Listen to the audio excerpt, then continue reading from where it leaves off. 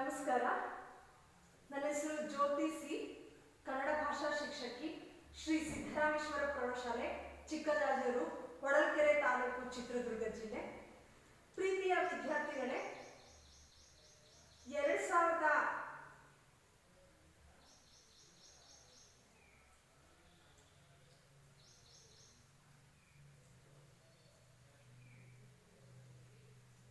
ಪ್ರೀತಿಯ ವಿದ್ಯಾರ್ಥಿಗಳೇ, ಈ ದಿನದ ತರಗತಿಯಲ್ಲಿ 10ನೇ ತರಗತಿಯ ಪದ್ಯ ಭಾಗದಲ್ಲಿ 5ನೇ ಪದ್ಯವನ್ನು ಪರಿಚಯಿಸಿಕೊಳ್ಳೋಣ. ವಿದ್ಯಾರ್ಥಿಗಳೇ, ಈಗ ನಡೀತಿರುವಂತಹ ಆನ್ಲೈನ್ ತರಗತಿಯಲ್ಲಿ ನಿಮ್ಮನ್ನು ಭೌತಿಕವಾಗಿ ಶಾಲೆಯಲ್ಲಿ ಕೂರಿಸಿ ಪಾಠವನ್ನು ಮಾಡೋದಕ್ಕೆ ಸಾಧ್ಯ ಆಗದೇ ಇರೋದ್ರಿಂದ ಈ ರೀತಿಯಾಗಿ ಪಾಠವನ್ನು ಮಾಡಿಬಿಟ್ಟು ವಿಡಿಯೋ ಮಾಡಿ ನಿಮಗೆ ತಲುಪುವಂತಹ ಪ್ರಯತ್ನವನ್ನು ಮಾಡ್ತಾ ಇದ್ದೀನಿ. ಪ್ರೀತಿಯ ವಿದ್ಯಾರ್ಥಿಗಳು, ಈ ವಿಡಿಯೋವನ್ನು ನೋಡುವಾಗ, ಈ ವಿಡಿಯೋ ಪಾಠವನ್ನು ನೋಡುವಾಗ ನೀವು ಪುಸ್ತಕವನ್ನು ಜೊತೆಯಲ್ಲಿ ಇಟ್ಕೋಬೇಕು. ಮತ್ತು ಒಂದು ಪೆನ್ನು, ಎಕ್ಸಸೈಸು ಇಟ್ಕೊಂಡು ಒಂದು ರೀತಿಯಲ್ಲಿ ಪಾಠವನ್ನು ಮಾಡ್ತಾ ಇದ್ದೀವಿ ಅನ್ನುವಂತಹ ಒಂದು ಭಾವದಲ್ಲಿ ನೀವು ವಿಡಿಯೋ ಪಾಠವನ್ನು ನೋಡಬೇಕು. ನಾನು ಕೂಡ ಅದೇ ಭಾವದಲ್ಲಿ ಪಾಠವನ್ನು ನಿಮಗೆ ಪರಿಚಯಿಸಿಕೊಳ್ಳೋಕ್ಕೆ ಪ್ರಯತ್ನವನ್ನು ಪಡ್ತೀನಿ.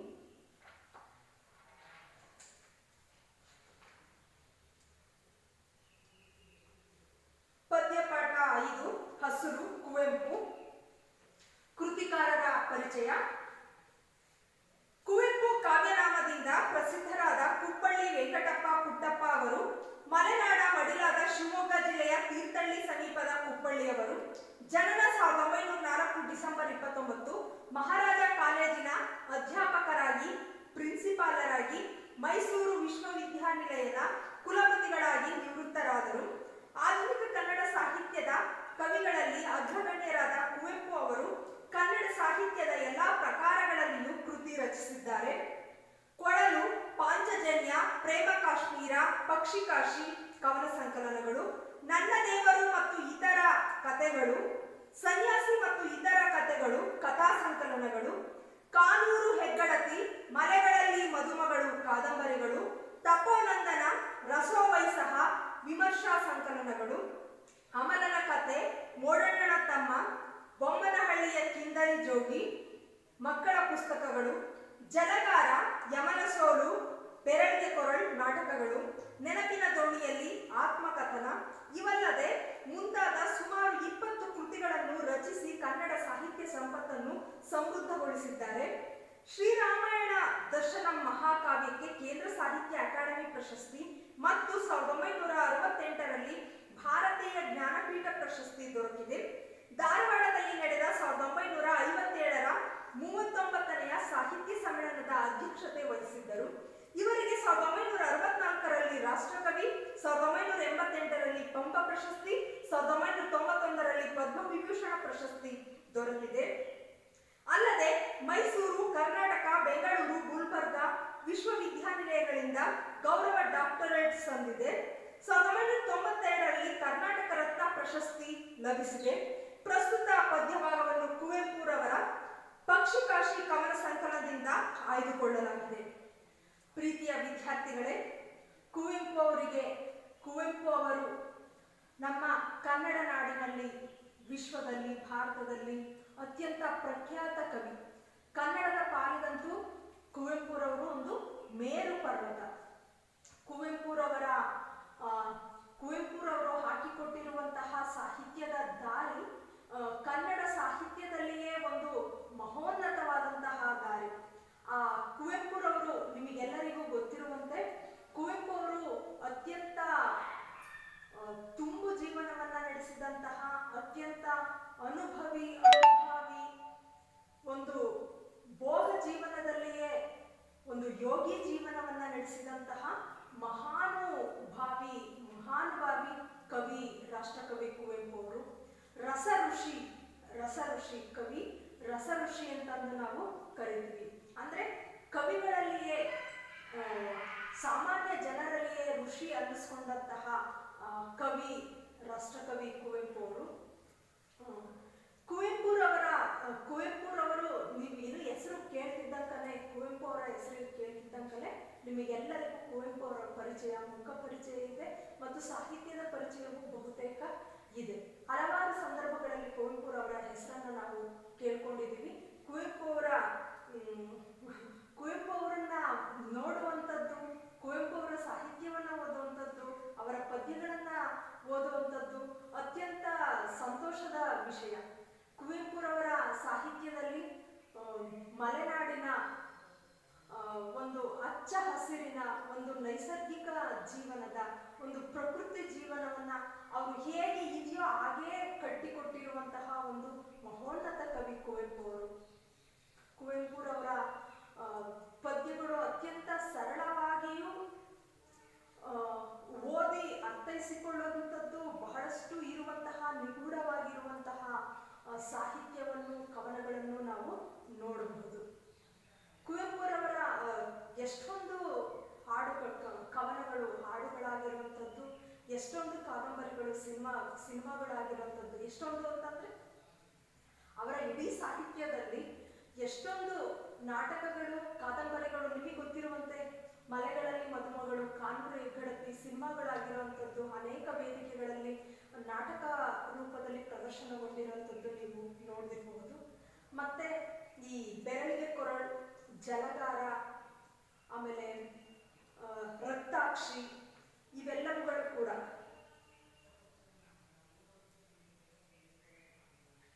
ಯಮನ ಸೋಲು, ಇವೆಲ್ಲವುಗಳು ಕೂಡ ಕುವೆಂಪುರವರ ನಾಟಕಗಳು ಹಲವಾರು ವೇದಿಕೆಗಳಲ್ಲಿ, ಜಿ ಕನ್ನಡದ ವೇದಿಕೆಗಳಲ್ಲಿ, ನಾಟಕದ ವೇದಿಕೆಗಳಲ್ಲಿ ಪ್ರದರ್ಶನಗೊಂಡಿರುವಂಥದ್ದನ್ನ ನೀವು ಡ್ರಾಮಾ ಜೂನಿಯರ್ ಎನ್ನುವಂತಹ ಒಂದು ಜಿ ಕನ್ನಡದ ಒಂದು ಕಾರ್ಯಕ್ರಮದಲ್ಲಿ ನಾಟಕ ರೂಪದಲ್ಲಿ ಈ ನಾಟಕಗಳು ಪ್ರದರ್ಶನಗೊಂಡಿರುವಂಥದ್ದನ್ನ, ಹಲವಾರು ವೇದಿಕೆಗಳಲ್ಲಿ ಪ್ರದರ್ಶನಗೊಂಡಿರುವಂಥದ್ದನ್ನ ನೋಡಬಹುದು ವಿದ್ಯಾರ್ಥಿಗಳೇ. ಕುವೆಂಪು ಕಾವ್ಯನಾಮದಿಂದ ಪ್ರಸಿದ್ಧರಾದ ಕುಪ್ಪಳ್ಳಿ ವೆಂಕಟಪ್ಪ ಪುಟ್ಟಪ್ಪ ಅವರು ಮಲೆನಾಡ ಮಡಿಲಾದ ಶಿವಮೊಗ್ಗ ಜಿಲ್ಲೆಯ ತೀರ್ಥಹಳ್ಳಿ ಸಮೀಪದ ಕುಪ್ಪಳ್ಳಿಯವರು. ಕುವೆಂಪು ಕಾವ್ಯನಾಮದಿಂದ ಪ್ರಸಿದ್ಧರಾದಂತಹ ಕುಪ್ಪಳ್ಳಿ ವೆಂಕಟಪ್ಪ ಪುಟ್ಟಪ್ಪ ಅವರು, ಇಲ್ಲಿ ಕುವೆಂಪು ಅವರ ಹೆಸರೇನು ಹೇಳ್ರಿ ಮಕ್ಕಳೇ? ಕುಪ್ಪಳ್ಳಿ ವೆಂಕಟಪ್ಪ ಪುಟ್ಟಪ್ಪ. ಈ ಕುಪ್ಪಳ್ಳಿ ವೆಂಕಟಪ್ಪ ಪುಟ್ಟಪ್ಪ ಎನ್ನುವಂತಹ ಪೂರ್ಣ ಹೆಸರನ್ನ ಕುವೆಂಪು ಎನ್ನುವಂತಹ ಕಾವ್ಯನಾಮದಿಂದ ಇಡೀ ಕರ್ನಾಟಕ ಕರೆಯಲ್ಪಡುತ್ತೆ ಕುವೆಂಪು ಅವ್ರನ್ನ. ಮಲೆನಾಡ ಮಡಿಲು, ಮಲೆನಾಡ ಮಡಿಲು, ತಾಯಿಯ ಮಡಿಲಾದಂತಹ ಶಿವಮೊಗ್ಗ ಜಿಲ್ಲೆ, ಮಲೆನಾಡಿಗೆ ಒಂದು ಮಡಿಲು ರೀತಿಯಲ್ಲಿ, ಅಂದ್ರೆ ಶಿವಮೊಗ್ಗ ಜಿಲ್ಲೆ ಅನ್ನುವಂಥದ್ದು ಹಲವಾರು ಸಾಹಿತಿಗಳನ್ನ, ಹಲವಾರು ಪ್ರಖ್ಯಾತ ಮುಖ್ಯಮಂತ್ರಿಗಳನ್ನ, ಹಲವಾರು ಹೋರಾಟಗಳನ್ನ ನಡೆಸಿದಂತಹ ಒಂದು ಜಿಲ್ಲೆ. ಮಲೆನಾಡು ಅಂದ ತಕ್ಷಣ ಕಣ್ಣಿಗೆ ಬರುವಂಥದ್ದು ಶಿವಮೊಗ್ಗ ಜಿಲ್ಲೆ. ಹಾಗಾಗಿ ಶಿವಮೊಗ್ಗ ಜಿಲ್ಲೆಯ ತೀರ್ಥಹಳ್ಳಿ ಸಮೀಪದ ತೀರ್ಥಹಳ್ಳಿ ತಾಲೂಕು, ಶಿವಮೊಗ್ಗ ಜಿಲ್ಲೆಯ ತೀರ್ಥಹಳ್ಳಿ ತಾಲೂಕಿನ ಕುಪ್ಪಳ್ಳಿಯವರು ಕುವೆಂಪು ಅವರು. ಜನನ 1904 ಡಿಸೆಂಬರ್ 29. ಎಷ್ಟರಲ್ಲಿ ಜನಿಸಿದ್ರು ಕುವೆಂಪು ಅವರು? 1904 ಡಿಸೆಂಬರ್ 29ನೇ ತಾರೀಕು. ಮಹಾರಾಜ ಕಾಲೇಜಿನ ಪ್ರಾಧ್ಯಾಪಕರಾಗಿ, ಮಹಾರಾಜ ಕಾಲೇಜು ಮೈಸೂರಿನ ಮಹಾರಾಜ ಕಾಲೇಜಿನ ಪ್ರಾಧ್ಯಾಪಕರಾಗಿ, ಪ್ರಿನ್ಸಿಪಾಲರಾಗಿ, ಮೈಸೂರು ವಿಶ್ವವಿದ್ಯಾನಿಲಯದ ಕುಲಪತಿಗಳಾಗಿ, ವೈಸ್ ಚಾನ್ಸಲರ್ ಆಗಿ ನಿವೃತ್ತರಾದವರು ಕುವೆಂಪು ಅವರು. ಆಧುನಿಕ ಕನ್ನಡದ ಸಾಹಿತ್ಯದ ಕವಿಗಳಲ್ಲಿ ಅಗ್ರಗಣ್ಯರಾದ ಕುವೆಂಪು ಅವರು, ಅಗ್ರಗಣ್ಯರು, ಅತ್ಯಂತ ಶ್ರೇಷ್ಠರು, ಅತ್ಯಂತ ಮೇಲ್ಪಂಕ್ತಿಯಲ್ಲಿ ಇರುವಂತಹ ಕುವೆಂಪು ಅವರು ಸಾಹಿತ್ಯದ ಎಲ್ಲ ಪ್ರಕಾರಗಳಲ್ಲಿಯೂ ಕೃತಿಗಳನ್ನು ಇವರು ರಚಿಸಿದ್ದಾರೆ. ಕೊಳಲು, ಪಾಂಚಜನ್ಯ, ಪ್ರೇಮ ಕಾಶ್ಮೀರ, ಪಕ್ಷಿಕಾಶಿ ಇವರು ರಚಿಸಿರುವಂತಹ ಕವನ ಸಂಕಲನಗಳು ಯಾವ್ಯಾವ ಮಕ್ಕಳೇ? ಕೊಳಲು, ಪಾಂಚಜನ್ಯ, ಪ್ರೇಮ ಕಾಶ್ಮೀರ, ಪಕ್ಷಿಕಾಶಿ, ಇವರು ರಚಿಸಿದಂತಹ ಕವನ ಸಂಕಲನಗಳು. ನನ್ನ ದೇವರು ಮತ್ತು ಇತರ ಕಥೆಗಳು, ನನ್ನ ದೇವರು ಮತ್ತು ಇತರ ಕಥೆಗಳು, ಸನ್ಯಾಸಿ ಮತ್ತು ಇತರ ಕಥೆಗಳು ಇವರು ರಚಿಸಿದಂತಹ ಕಥಾ ಸಂಕಲನಗಳು. ಕಾನೂರು ಹೆಗ್ಗಡತಿ, ಮಲೆಗಳಲ್ಲಿ ಮದುಮಗಳು, ಕಾನೂರು ಹೆಗ್ಗಡತಿ ಮತ್ತೆ ಮಲೆಗಳಲ್ಲಿ ಮದುಮಗಳು ಇವರು ರಚಿಸಿದಂತಹ ಕಾದಂಬರಿಗಳು. ಈ ಕಾದಂಬರಿಗಳು ಸಿನಿಮಾಗಳಾಗಿದ್ದಾವೆ.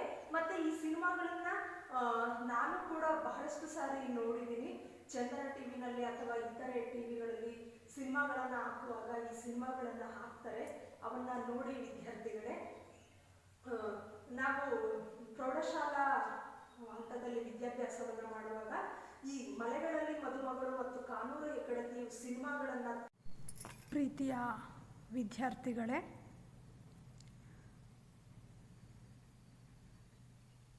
ಕುವೆಂಪುರವರ ವಿಮರ್ಶಾ ಸಂಕಲನಗಳು ತಪೋನಂದನ ಮತ್ತು ರಸೋವೈಸಹ ವಿಮರ್ಶಾ ಸಂಕಲನಗಳು, ಅಮಲನ ಕತೆ, ಮೋಡಣ್ಣನ ತಮ್ಮ, ಬೊಮ್ಮನಹಳ್ಳಿಯ ಕಿಂದರಿ ಜೋಗಿ, ಇವುಗಳು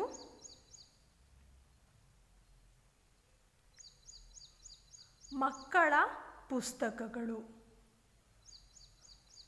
ಯಾವ್ಯಾವ ಹೇಳಿ ಮಕ್ಕಳೇ? ಅಮಲನ ಕಥೆ, ಮೋಡಣ್ಣನ ತಮ್ಮ, ಬೊಮ್ಮನಹಳ್ಳಿಯ ಕಿಂದರಿ ಜೋಗಿ, ಇವು ಮಕ್ಕಳ ಪುಸ್ತಕಗಳು. ಜಲಗಾರ, ಯಮನ ಸೋಲು, ಬೆರಳಿಗೆ ಕೊರಳ್. ಜಲಗಾರ, ಯಮನ ಸೋಲು, ಬೆರಳಿಗೆ ಕೊರಳ್, ಇವು ನಾಟಕಗಳು.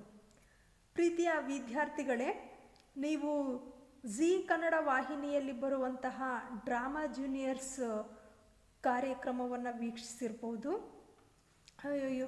ಕಳೆದ ವರ್ಷದಲ್ಲಿ ಅದು ಪ್ರಸಾರವಾಗ್ತಾ ಇತ್ತು. ನಿಮಗೆ ಗೊತ್ತಿರುವಂತೆ ನೋಡಿದ್ದೀರಾ ಅಂತಂದು ಭಾವಿಸ್ತೀನಿ. ಅತ್ಯಂತ ಜನಪ್ರಿಯ ವ್ಯಕ್ತಿಗಳು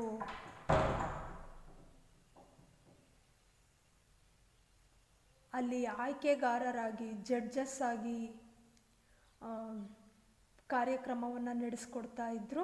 ಆ ಡ್ರಾಮಾ ಜೂನಿಯರ್ಸಲ್ಲಿ ಜಲಗಾರ, ಬೆರಳಿಗೆ ಕೊರಳು, ಇನ್ನೂ ಮುಂತಾದಂತಹ ನಾಟಕಗಳನ್ನು ವೇದಿಕೆಯಲ್ಲಿ ಪ್ರದರ್ಶನ ಮಾಡಿದ್ದಂಥದ್ದನ್ನು ನೋಡಬಹುದು. ಮತ್ತು ಅತ್ಯಂತ ಚೆನ್ನಾಗಿ ಆ ಎಲ್ಲ ಮಕ್ಕಳು ಕೂಡ ಪ್ರದರ್ಶನವನ್ನು ಮಾಡಿದರು.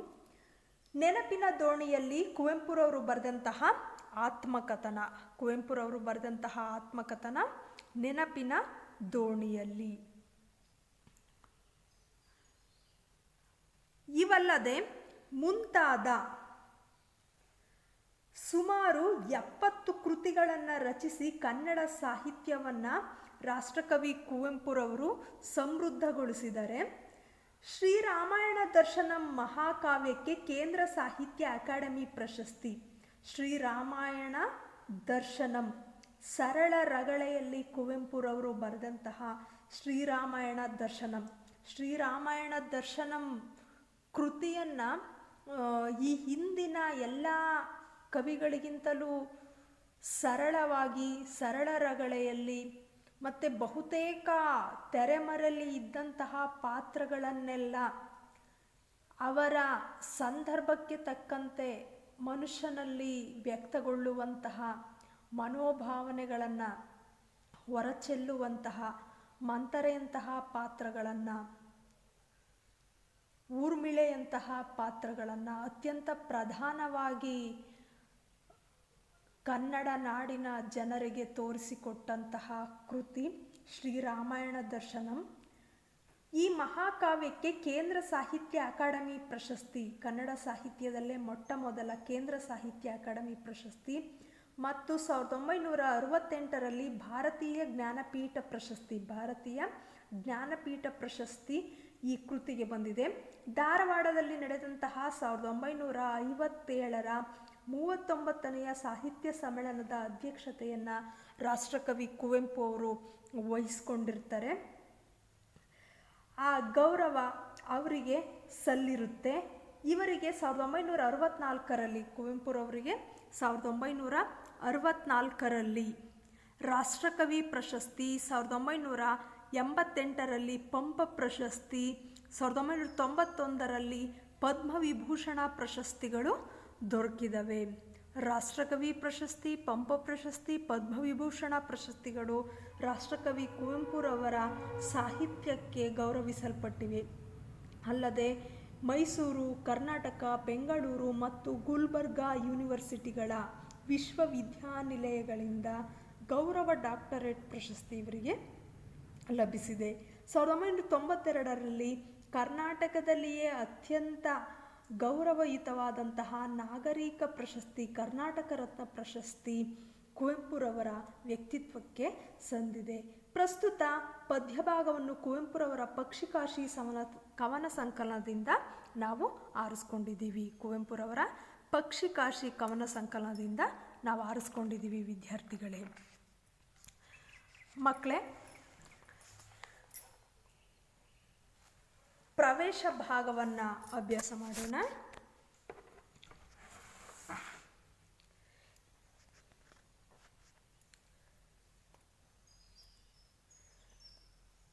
ಪ್ರವೇಶ.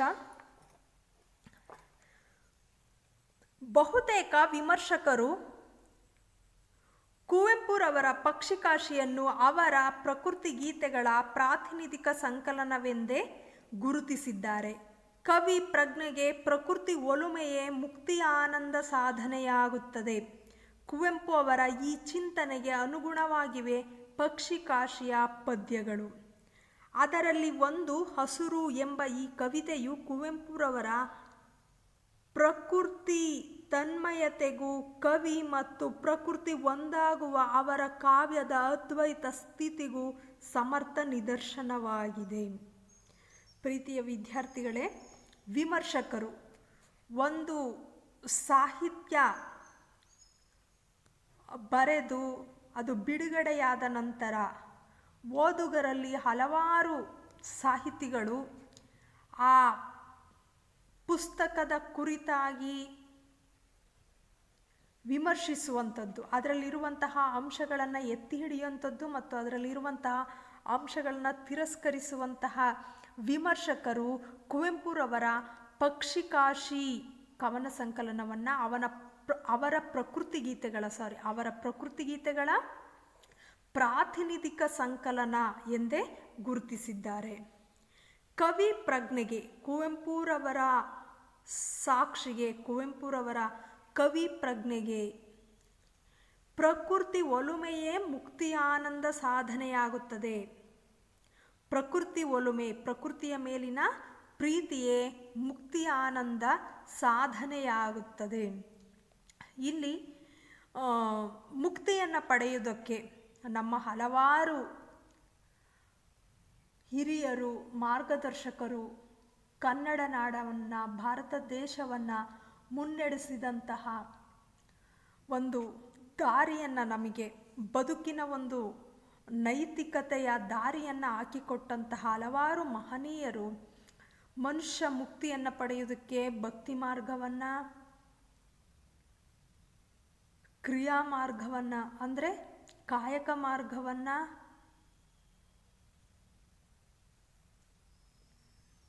ಮತ್ತು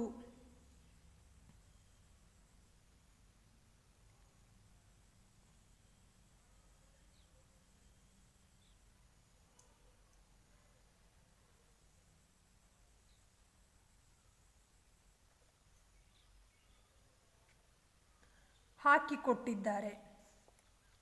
ಪ್ರೀತಿಯ ವಿದ್ಯಾರ್ಥಿಗಳೇ, ಇಲ್ಲಿ ಕವಿ ತಾನು ಪ್ರಕೃತಿಯನ್ನು ಪ್ರೀತಿಸುವುದರಿಂದನೇ, ಪ್ರಕೃತಿಯನ್ನು ತನ್ನಲ್ಲಿ ತನ್ಮಯಗೊಳಿಸಿಕೊಳ್ಳುವುದರಿಂದಲೇ ಮುಕ್ತಿಯನ್ನು ಪಡೆಯುವಂತಹ, ಮೋಕ್ಷವನ್ನು ಪಡೆಯುವಂತಹ ಒಂದು ಸನ್ನಿವೇಶವನ್ನು ನಾವು ಕುವೆಂಪುರವರ ಪ್ರಕೃತಿ ಗೀತೆಗಳಲ್ಲಿ ಪಡೆಯಬಹುದು. ಜ್ಞಾನ ಮಾರ್ಗವನ್ನು ಅನುಸರಿಸ್ಬೋದು, ಭಕ್ತಿ ಮಾರ್ಗವನ್ನು ಅನುಸರಿಸ್ಬೋದು, ಕಾಯಕ ಮಾರ್ಗವನ್ನು ಅನುಸರಿಸ್ಬೋದು. ಇಲ್ಲಿ ಕುವೆಂಪುರವರು ಅತ್ಯಂತ ವಿಶೇಷವಾಗಿ ಪ್ರಕೃತಿಯ ಒಲುಮೆಯಲ್ಲಿಯೇ, ಪ್ರಕೃತಿಯ ಮೇಲಿನ ಪ್ರೀತಿಯಲ್ಲಿಯೇ ಮುಕ್ತಿ ಆನಂದವನ್ನು ಕಂಡುಕೊಂಡಿದ್ದನ್ನು ನಾವು ನೋಡಬಹುದು ವಿದ್ಯಾರ್ಥಿಗಳೇ. ಕುವೆಂಪು ಅವರ ಈ ಚಿಂತನೆಗೆ ಅನುಗುಣವಾಗಿವೆ ಪಕ್ಷಿಕಾಶಿಯ ಪದ್ಯಗಳು. ಅದರಲ್ಲಿ ಒಂದು ಹಸುರು ಪದ್ಯ. ಈ ಕವಿತೆಯು ಕುವೆಂಪುರವರ ಪ್ರಕೃತಿ ತನ್ಮಯತೆಗೂ, ಪ್ರಕೃತಿ ತನ್ನಲ್ಲಿ ಲೀನವಾಗಿರೋದಕ್ಕೂ ಅಥವಾ ಕುವೆಂಪುರವರು ಪ್ರಕೃತಿಯಲ್ಲಿ ಲೀನವಾಗಿರೋದಕ್ಕೂ, ಕವಿ ಮತ್ತು ಪ್ರಕೃತಿ ಒಂದಾಗುವ ಅವರ ಕಾವ್ಯದ ಅದ್ವೈತ ಸ್ಥಿತಿಗೂ, ಕವಿ ಕುವೆಂಪುರವರು ಮತ್ತು ಪ್ರಕೃತಿ, ಶಂಕರಾಚಾರ್ಯರ ಅದ್ವೈತ ಸಿದ್ಧಾಂತವನ್ನು ನೀವು ಕೇಳಿರಬಹುದು ವಿದ್ಯಾರ್ಥಿಗಳೇ. ಅಲ್ಲಿ ಆತ್ಮ ಮತ್ತು ಬ್ರಹ್ಮ ಎರಡು ಒಂದೇ ಎಂದು ಶಂಕರಾಚಾರ್ಯರು ಪ್ರತಿಪಾದಿಸ್ತಾರೆ. ಆ ರೀತಿಯಾಗಿ ಕುವೆಂಪುರವರು ಮತ್ತು ಪ್ರಕೃತಿ ಎರಡೂ ಕೂಡ ಒಂದೇ ಎನ್ನುವಂತಹ ಕುವೆಂಪುರವರ ಕಾವ್ಯದ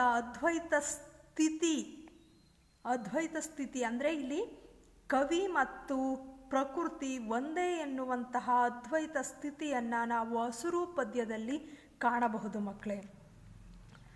ಪ್ರೀತಿಯ ವಿದ್ಯಾರ್ಥಿಗಳೇ, ನಿಮಗೆ ಹಸುರು ಪದ್ಯದಲ್ಲಿ ರಾಷ್ಟ್ರಕವಿ ಕುವೆಂಪುರವರ ಕವಿ ಪರಿಚಯ ಅರ್ಥವಾಗಿದೆ ಅಂತಂದು ನಾನು ಭಾವಿಸ್ತೀನಿ.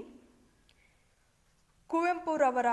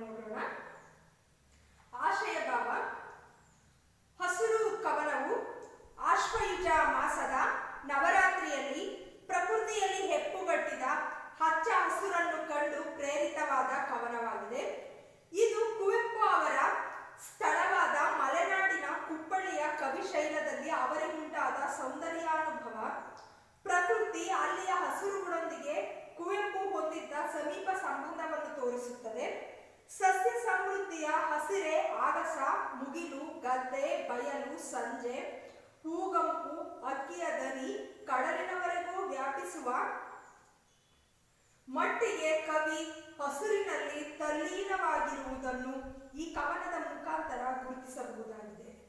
ಪ್ರೀತಿಯ ವಿದ್ಯಾರ್ಥಿಗಳೇ, ಹಸುರು ಕವನವು ಆಶ್ವಯುಜ ಮಾಸ ಅಂದ್ರೆ ತಿಂಗಳು, ಆಶ್ವಯುಜ ಮಾಸದಲ್ಲಿ ನವರಾತ್ರಿಯಲ್ಲಿ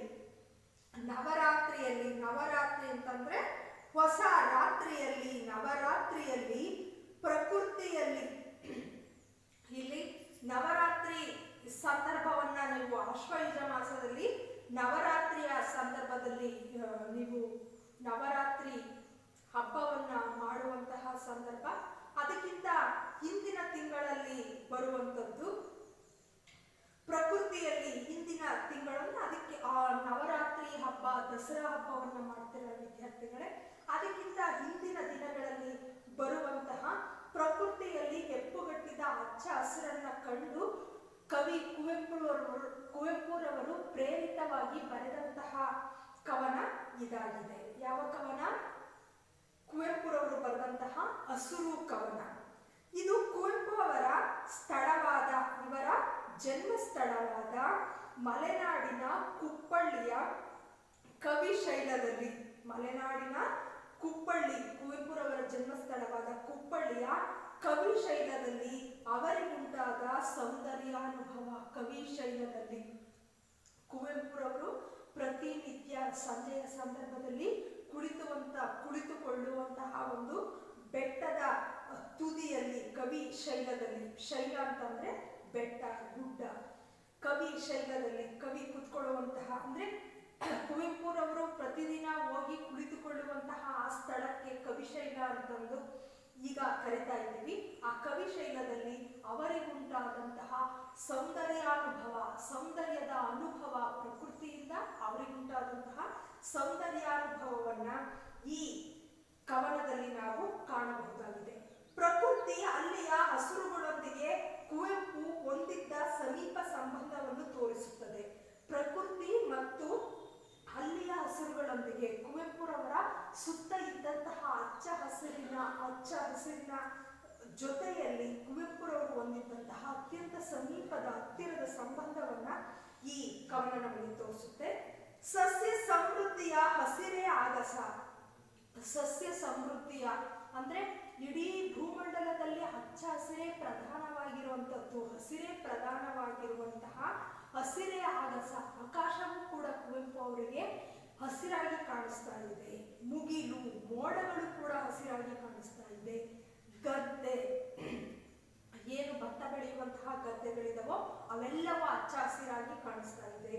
ಬಯಲು, ಬಯಲು ಸೀಮೆಯೂ ಕೂಡ, ಬಯಲು ಕೂಡ ಅವರಿಗೆ ಹಸಿರಾಗಿ ಕಾಣಿಸ್ತಾ ಇದೆ. ಸಂಜೆ, ಸೂರ್ಯ ಅಂತ್ಯವಾಗುವಂತಹ, ಸೂರ್ಯ ಮುಳುಗುವಂತಹ ಸಮಯವೂ ಕೂಡ, ಸೂರ್ಯಾಸ್ತವೂ ಕೂಡ ಇಲ್ಲಿ ಕವಿಗೆ ಹಸಿರಾಗಿ ಕಾಣಿಸ್ತಾ ಇದೆ. ಹೂಗಂಪು, ಹೂವಿನಿಂದ ಬರುವಂತಹ ಪರಿಮಳ, ಸುವಾಸನೆ ಕೂಡ ಹಚ್ಚ ಹಸಿರಾಗಿ ಅವರಿಗೆ ಅನುಭವಕ್ಕೆ ಬರ್ತಾ ಇದೆ, ಮೂಗಿಗೆ, ನಾಸಿಕಕ್ಕೆ.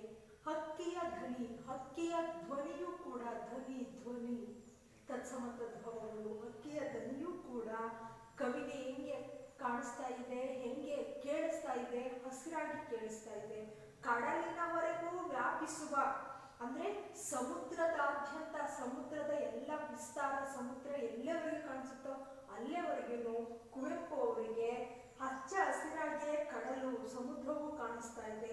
ಅಷ್ಟರ ಮಟ್ಟಿಗೆ ಕವಿ ಪ್ರಕೃತಿಯಲ್ಲಿ ತಲ್ಲೀನರಾಗಿರುವಂಥದ್ದನ್ನ ನಾವು ಈ ಕವನದ ಮುಖಾಂತರ ನಾವು ನೋಡಬಹುದಾಗಿದೆ ವಿದ್ಯಾರ್ಥಿಗಳೇ.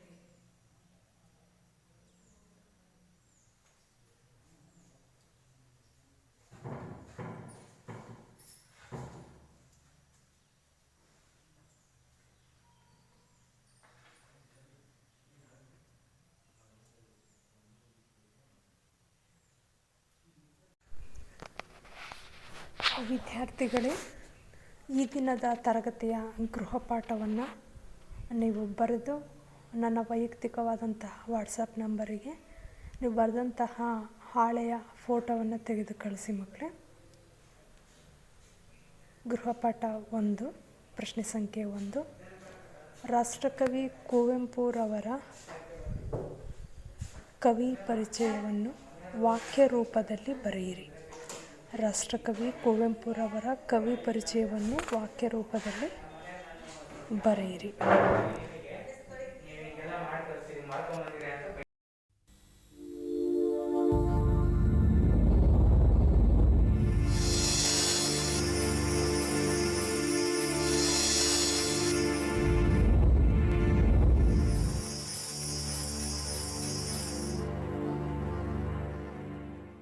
ಪ್ರಕೃತಿಯ ಮಡಿಲಲ್ಲಿ ಹಸಿರು ತುಂಬಿದ ಬೆಟ್ಟಗಳಿಂದ ಕೂಡಿದ ತಾಣ ಶಿವಮೊಗ್ಗ.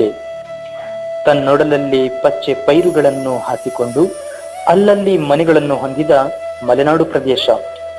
ಶಿವಮೊಗ್ಗೆಯ ತೀರ್ಥಹಳ್ಳಿ ತಾಲೂಕಿನ ಕುಪ್ಪಳ್ಳಿ ಮಲೆನಾಡ ಮೈಸಿರಿಯ ರಮಣೀಯ ಸ್ಥಳ. ರಸಋಷಿ ಕುವೆಂಪುರವರ ಜನ್ಮತಾಣ.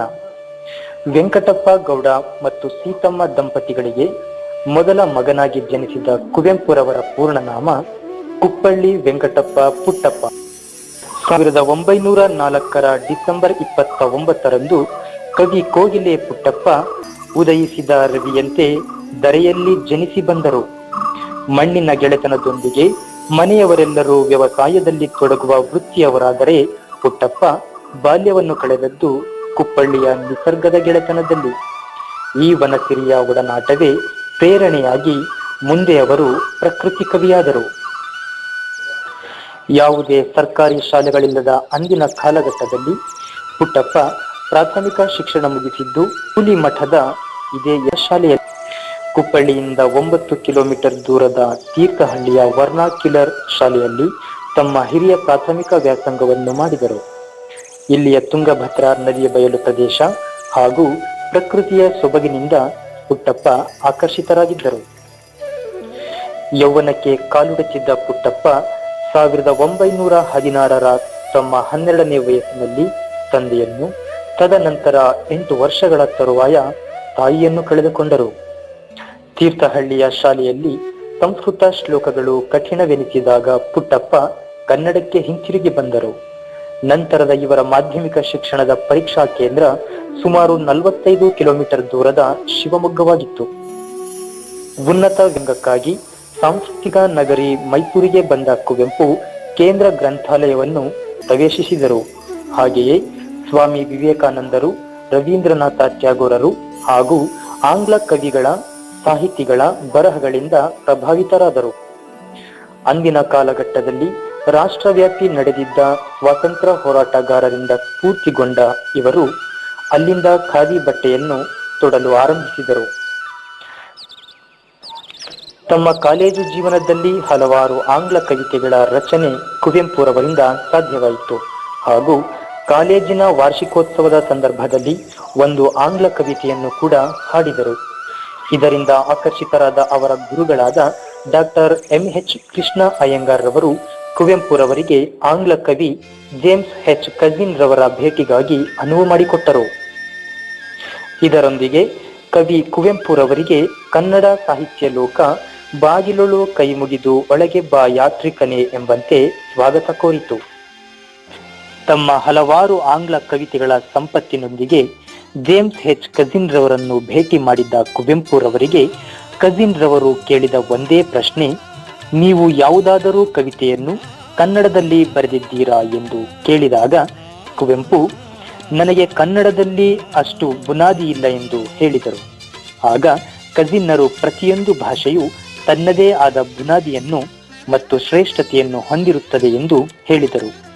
ಅದರಿಂದ ಪ್ರೇರಣೆಗೊಂಡ ಕುವೆಂಪು ಕನ್ನಡದಲ್ಲಿ ಬರೆಯಲು ಶುರು ಮಾಡಿದರು. ಅಂದಿನಿಂದ ಅವರ ಮೈ ಮನಗಳಲ್ಲಿ ಕನ್ನಡದ ಸೆಳೆಯಲಾರಂಭಿಸಿತು. 1924ರಲ್ಲಿ ಪದವಿ ವ್ಯಾಸಂಗಕ್ಕೆಂದು ಕುವೆಂಪು ಮಹಾರಾಜ ಕಾಲೇಜಿಗೆ ಸೇರಿಕೊಂಡರು.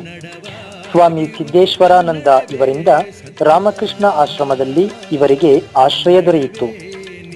ಅಧ್ಯಯನದ ಹಾದಿಯಲ್ಲಿ ಪ್ಲೇಟೋ, ಅರಿಸ್ಟಾಟಲ್, ಕಾಂಟೆ, ಹೆಗಲ್ ಹಾಗೂ ಇನ್ನಿತರ ಪಾಶ್ಚಿಮಾತ್ಯ ಹಿತಚಿಂತಕರ ಬರವಣಿಗೆಗಳಿಂದ ಇವರಲ್ಲಿ ಹೆಚ್ಚು ಜ್ಞಾನದ ಜೊತೆಗೆ ವಿಶಾಲ ದೃಷ್ಟಿಯುಳ್ಳ ಚಿಂತನೆ ಶುರುವಾಯಿತು. ಇದರೊಂದಿಗೆ ಅವರ ಮೊದಲ ಕನ್ನಡ ಬರಹ ಅಮಲನ ಕಥೆ ಪ್ರಕಟವಾಯಿತು. ತಮ್ಮ ಜ್ಞಾನಾರ್ಜನೆಯ ಹಂಬಲದೊಂದಿಗೆ ಮುಂದುವರೆದ ಕುವೆಂಪು 1927ರಲ್ಲಿ BA ಪದವಿ ಪಡೆದರು. ನಂತರ ಕನ್ನಡ ಸ್ನಾತಕೋತ್ತರ ಪದವಿಗೂ ಪ್ರವೇಶ ಪಡೆದರು. ಇದಕ್ಕೆ ಕಾರಣೀಭೂತರಾದ ಗುರುಗಳೆಂದರೆ AR Krishnashastri, BM Srikantaiah, Subbaraya Shastri, TS Venkannaiah ಹಾಗೂ ಇನ್ನಿತರ ಗುರು ವೃಂದದಲ್ಲಿ ಕಡೆದ ನವನೀತನಂತೆ ಗೋಚರಿಸಿದ್ದ ಕುವೆಂಪುರವರಿಂದ ಆಕರ್ಷಿತರಾದ ಗುರುಗಳೆಂದರೆ TS ವೆಂಕಣ್ಣಯ್ಯನವರು. ಮುಂದೆ ಇವರ ನೆನಪಿಗಾಗಿ ಕುವೆಂಪುರವರು ಶ್ರೀರಾಮಾಯಣ ದರ್ಶನಂ ಬರೆದದ್ದು. ಮೊದಲ ವರ್ಷದ MA ಓದುವುದರ ಜೊತೆಗೆ ಹಲವಾರು ಕೃತಿಗಳನ್ನು ಬರೆದರು.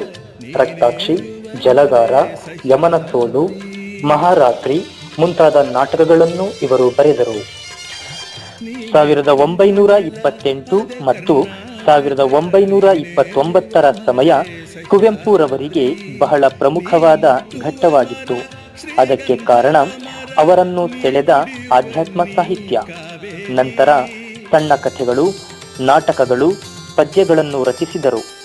17 ದಿನಗಳ ಅತಿ ಕಡಿಮೆ ಅವಧಿಯಲ್ಲಿ ಅಂದರೆ 1929ರಲ್ಲಿ ಕುವೆಂಪು ವಿವೇಕಾನಂದರ ಜೀವನ ಚರಿತ್ರೆಯನ್ನು ಬರೆದರು. ಇದೇ ವರ್ಷದಲ್ಲಿ MA ಪದವಿ ಮುಗಿಸಿದ ಇವರು ಮೈಸೂರು ವಿಶ್ವವಿದ್ಯಾನಿಲಯದ ಉಪನ್ಯಾಸಕರಾಗಿ ನೇಮಕಗೊಂಡರು. 1993ರಲ್ಲಿ ಇವರ ಪಾಂಚಜನ್ಯ, ನವಿಲು, ಕಲಾಸುಂದರಿ, ಮಲೆನಾಡಿನ ಚಿತ್ರಗಳು ಮುಂತಾದ ಕವನ ಸಂಕಲನಗಳು ಪ್ರಕಟಗೊಂಡವು. ಈ ಒಂದು ಹಾದಿಯಲ್ಲಿ ಕುವೆಂಪುರವರ ಹೊಸ ಹೆಜ್ಜೆಯ ಗುರುತು ಕಾಣಲಾರಂಭಿಸಿತು. ತಮ್ಮ 33ರ ಯೌವನದಲ್ಲಿ ಕುವೆಂಪು ಹೇಮಾವತಮ್ಮರವರನ್ನು ವಿವಾಹವಾದರು. ನಂತರದಲ್ಲಿ ತಮ್ಮ ದಾಂಪತ್ಯ ಜೀವನಕ್ಕಾಗಿ ಇವರು ರಾಮಕೃಷ್ಣ ಆಶ್ರಮದಿಂದ ತೆರಳಿ ಒಂಟಿಕೊಪ್ಪಲಿನ ಸ್ವಂತ ಮನೆ ಉದಯರವಿಯನ್ನು ಪ್ರವೇಶಿಸಿದರು.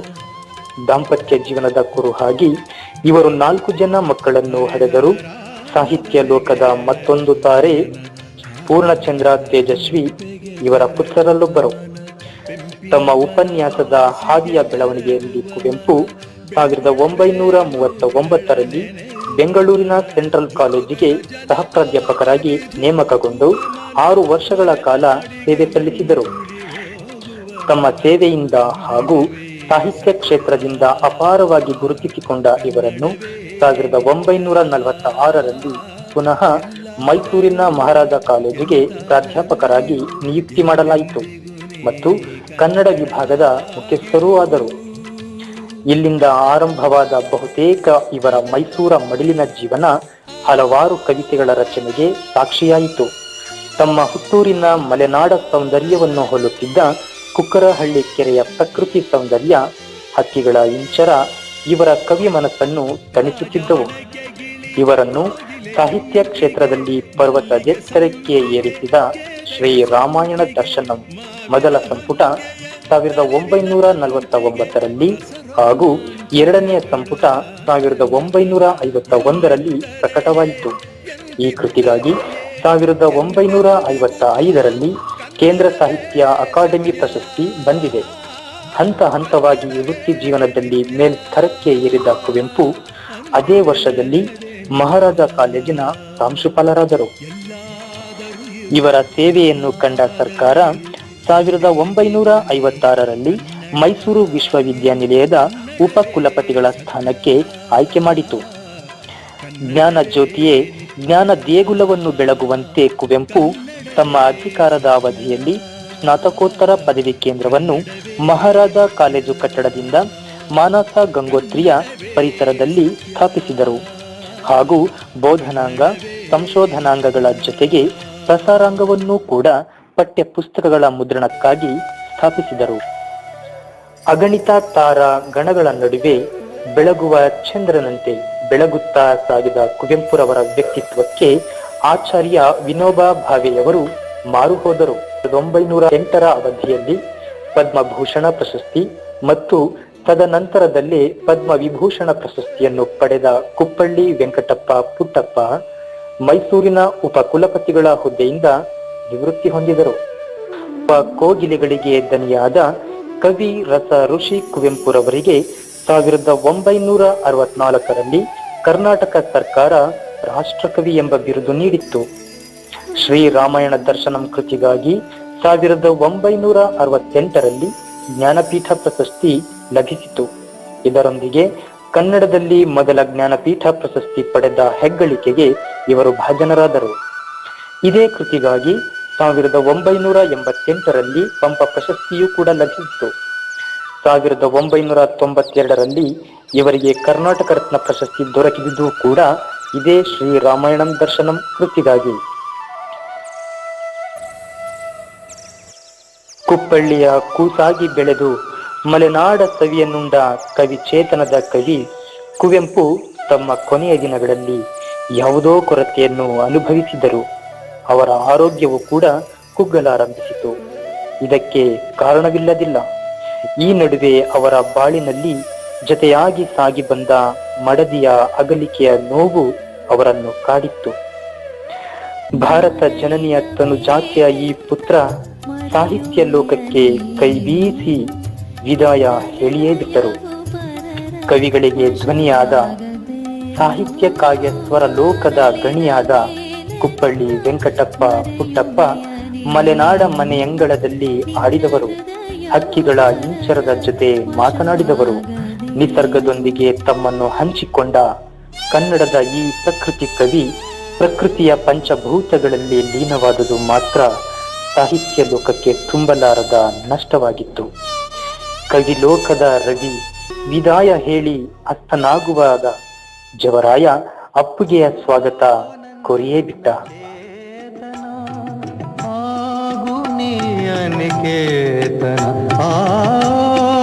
ನನ್ನ